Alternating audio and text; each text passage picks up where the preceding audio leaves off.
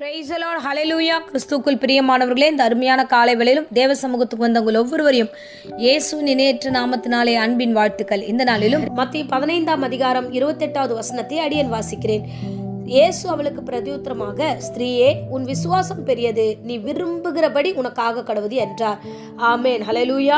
இந்த வசனத்தை அடியேன் வாசிக்கும்போது ஒரு பாசிட்டிவான வார்த்தை என்னோடு கூட கடவுள் பேசினது போல நான் ஃபீல் பண்ணேன். பாருங்களேன், இந்த மகள் அவளுடைய மகளுக்கு பிசாசின் பிடியினால் அவள் பாதிக்கப்பட்டிருக்கிறான்னு சொல்லிட்டு அவள் தொடர்ந்து இயேசுக்கு பின்னாடி ஓடி வரா. ஆண்டவரை எப்படியாவது சுகப்படுத்தும் என்று அவள் தொடர்ந்து தேவனை நோக்கி அவள் வந்து கொண்டே இருக்கும்போது ஆண்டவர் பார்க்குறாரு, இன்னும் இவன் நம்மளை விடாமல் நம்மளை துரத்துகிறாளே, தொடர்ந்து பிடிவாதமாக வருகிறாளே என்று பார்த்து தான் திரும்பி சொல்லுகிறார், என் மகளே, உன் விசுவாசம் பெரியது என்று. ஹல்லேலூயா. பிரசங்கத்தை கேட்கும்படியாக தினந்தோறும் ஆண்டவர் இந்த ஆடியோ மூலமா ஏதாவது பேச மாட்டாரா? கர்த்தர் என்னுடைய வாழ்க்கையின் காரியங்களை சொல்ல மாட்டாரா? எனக்காக ஒரு திறந்த வாசலை வைக்க மாட்டாரா? எனக்கு என்ன வச்சிருக்காருன்னு தெரியலையேன்னு ஆண்டவரை நோக்கி தினந்தோறும் இந்த மெசேஜ் கேட்கணும்னு ஓடி வருகிறீங்களே, உங்களை குறித்து தான் இன்னைக்கு பிரசங்கம். கர்த்தர் உங்களை குறித்து தான் பேசி கொண்டிருக்கிறார்.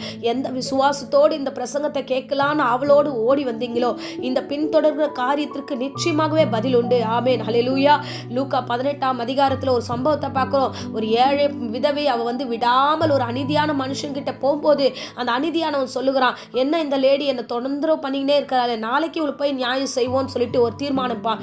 அப்போ இயேசு சொல்லுவார், அநீதியானவனே நியாயம் செய்ய இறங்கி வரும்போது நீதி உள்ள நியாயாதிபதி நான் வரமாட்டேனா என்று கர்த்தர் கேட்கிறார். ஆம் மகளே, இந்த வேளையில கூட இந்த பிரசங்கத்தை கேட்கிற அருமையான பிள்ளைகளே, உங்களை பார்த்து சொல்லுகிறார், தொடர்ந்து வருகிறீர்களா? கர்த்தரை நோக்கி பார்க்கிறீர்களா? கர்த்தரை நோக்கி பார்க்கப்பட்ட எந்த முகமும் வெட்கப்பட்டு போவதில்லை. கர்த்தரை நோக்கி காத்திருக்கிற முகங்கள் வெட்கப்பட்டு போவதில்லை என்று வேதம் சொல்லுகிறதே.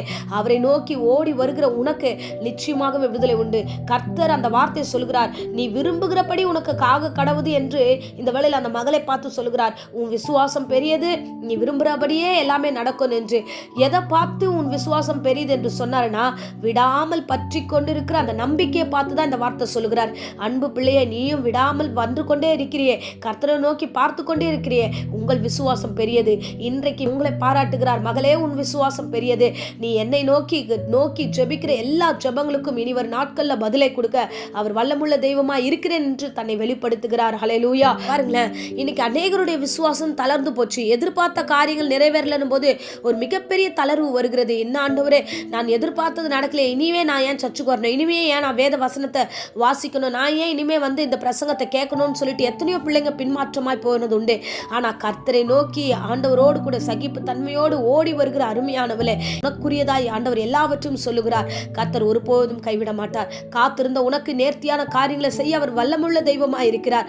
மனுஷன் தடுத்தாலும், மனுஷர்கள் ஒன்றுமில்லாமல் அந்த காரியத்தை மாற்றினாலும் கர்த்தர் உனக்காக எல்லாவற்றையும் உருவாக்க வல்லவராய் இருக்கிறார். ஆமென், ஹல்லேலூயா. உலர்ந்த எலும்புகளை பார்த்து உயிரடையும் சொல்லும் பொழுது அது எப்படியெல்லாம் சேனையாய் நின்றதோ, அதே போல ஒன்றும் ஆகாத விஷயத்தையும் காரியத்தையும் கூட அவர் உயிரடைய செய்ய வல்லமுள்ள தெய்வமாய் இருக்கிறார். ஆமேன், ஆமேன். உன் விசுவாசம் தான் இந்த இடத்துல முக்கியமானது. எதை நோக்கி வந்தாய்? அந்த விசுவாசத்தை நோக்கி தானே ஓடி வந்த, நம்பிக்கையோட தானே ஓடி வந்த. அந்த நம்பிக்கை ஒரு நாளும் வீண் போகாதபடிக்கு கர்த்தர் தாமே உன்னை ஆசீர்வதித்து ஸ்திரப்படுத்தி நடத்துவார். ஆமேன். இப்பொழுதும் அடியேன் உங்களுக்காக ஜெபிக்கிறேன். அன்பு ரட்சகா, இந்த அருமையான வேளையில என் அன்பு பிள்ளைகளுக்காக ஜெபிக்கிற சுவாமி, நாள் வரைக்கும் கிருபையாய் உம்மை நோக்கி காத்திருக்கிறார்கள். ஆண்டவரே, நீர் செய்வீர் என்று நம்பிக்கையோடு காத்திருக்கிறவர்களுக்கு நீர் பலன் தர வல்லவராய் இருக்கிறீர். ஆண்டவரே, மகளே, உன் விசுவாசம் பெரியது என்று சொன்னீரே ராஜா, விரும்புகிறபடி ஆக கடவுது என்று சொன்னீரே. மன விருப்பத்தை ஒப்பு கொடுத்திருக்காங்க. ஆண்டவரை நோக்கி இந்த வேளையில இயேசு செய்வார் என்று நம்பி ஒப்பு கொடுத்திருக்காங்க. நீர் எல்லாவற்றையும் செய்தருளும், ஆசீர்வதியும், பிள்ளைகளோடு கூட இருப்பீராக, காரியங்களை வாய்க்க பண்ணுவீராக.